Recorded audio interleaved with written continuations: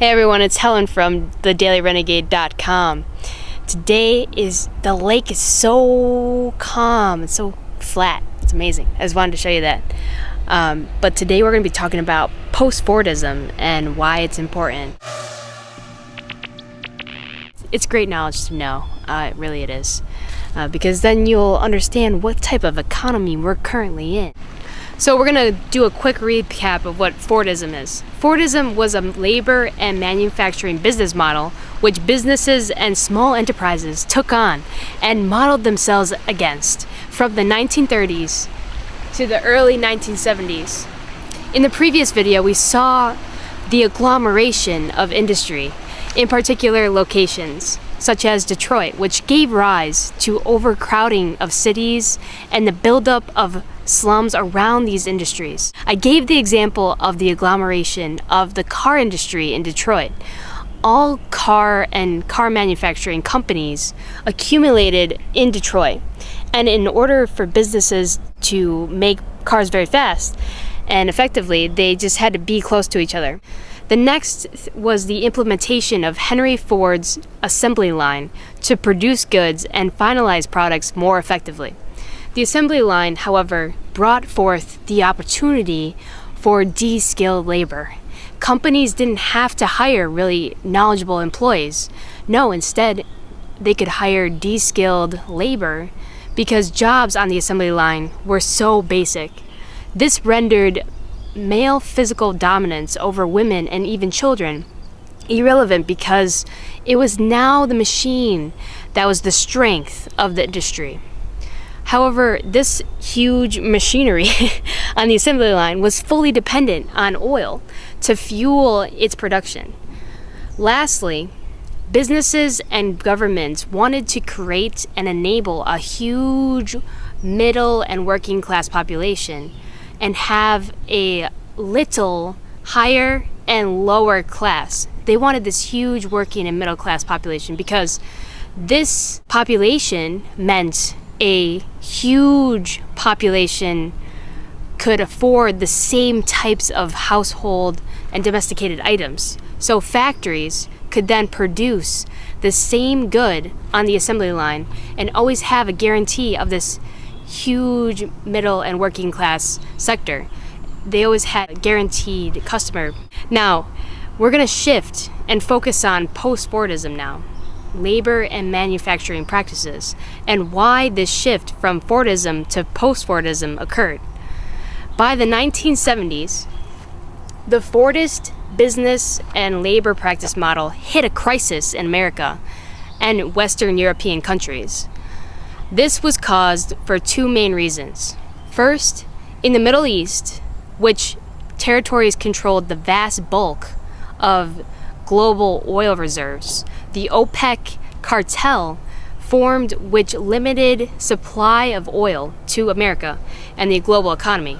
This drastically increased the price for oil, shocking the global economy and thus shocking American industry.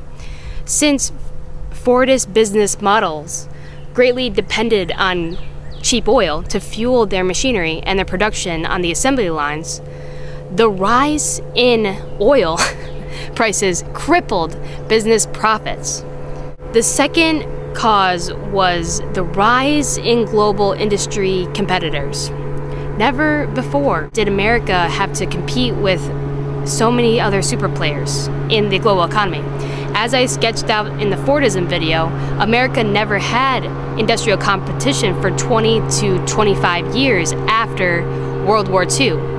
In France, Russia, Japan, all these major superpowers were annihilated. They were wiped out. They had to rebuild their infrastructure, their factories, the roads, the towns, the irrigation systems, their communication technologies, because all these sectors of the industry which enabled a system to grow was completely decimated in the war.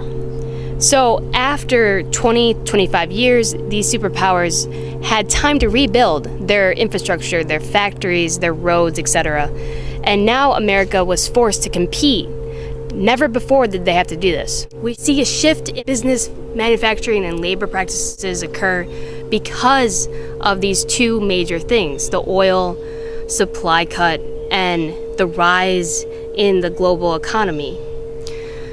The main distinctions in post-Fordism: first, it decreased overhead, meaning businesses couldn't afford their managers, so businesses got rid of a lot of overhead or managers and supervisors, and this required employees to supervise themselves. Wow.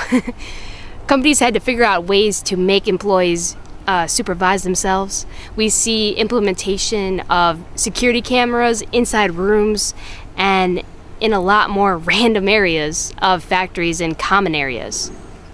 So this differs from Fordism, where the ratio of managers to workers were one manager to like every 10 workers.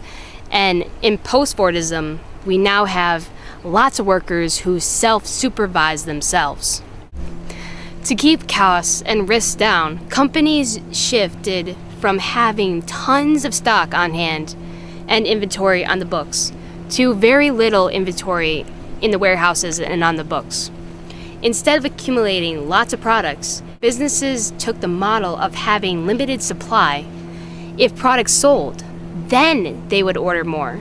This allowed businesses to have fewer facilities and smaller facilities, and also limited risk in case consumers didn't buy. 3. Along with this, we see companies shifting their production practices as well. Instead of producing products all the time or well in advance, we see companies shift to the business model of producing just in time, where businesses wait for an order for a particular product to come in, then the business makes the product.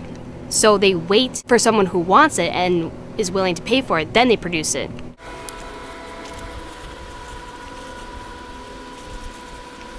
4. Since the global economy picked back up, workers who had stable jobs were not buying the goods they made anymore.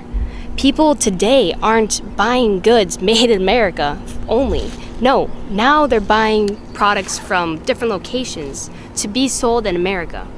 So we see the freight ship carrying products made in China coming from Brazil, Indonesia, Australia, all these different countries. And this freight ship becomes a frequent and then constant occurrence in American ship harbors. So we see a break in the Fordist model, which fueled a nation's economy, and now money is going outside the nation as consumers are buying products not from America but from everywhere, because products are cheaper from different locations instead of just American industry slowly. So in conclusion, post-Fordism, the change of labor and manufacturing practices, is a reaction to the increase of global competition, which fractured America and nations' economies. And that was because of the change in consumer behavior. So I hope this helps. This is Helen from Nude Answers, and I hope that this really helped you guys. Leave any questions underneath the comments, thumb them up so I can see them, and go to nudeanswers.com and subscribe to our daily newsletter or check out the Academy.